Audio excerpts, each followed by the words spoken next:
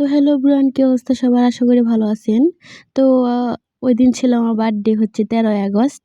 ভিডিওটা আমি 2 দিন পরে দিলাম।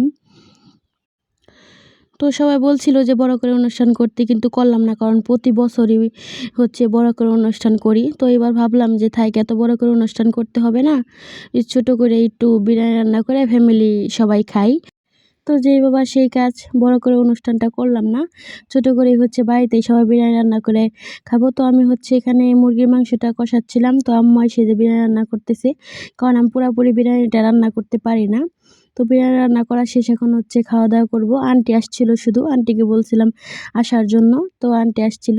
তো আমরা হচ্ছে এখন সবাই খাওয়া দাওয়া করে নেব, কারণ আন্টি চলে যাব। তো আগে ভাগেই ভাবলাম যে কেকটা কাইটা খাই, যেহেতু বড় করে অনুষ্ঠানটা করলাম না, ছোট করে করলাম। তো কেকটা তাড়াতাড়ি কেটে খাই, এমনি তো রাত্রে কেক কাটা হয়। তো এই যখন আমরা কেকটা কাটবো, তো সবাই বসছি, আমি, আমার ছোট বোন, আমার খালাতো ভাই। তো happy birthday, happy birthday to you আমি নিজেই বলি। তো আপনারা কমেন্টে আমাকে হ্যাপি বার্থডে লিখবেন, যেহেতু আমার বার্থডেটা আরও 2 দিন আগে চলে গেছে। তো তাও মানে সমস্যা নাই, 2 দিন পরে ছাড়লাম, শরীরটা ভালো ছিল না দিকে বার্থডে ব্লগটা ছাড়তে পারি নাই। তো এখন হচ্ছে আমি ওদের খাওয়াই দিচ্ছিলাম, আমাকেও দিচ্ছিল।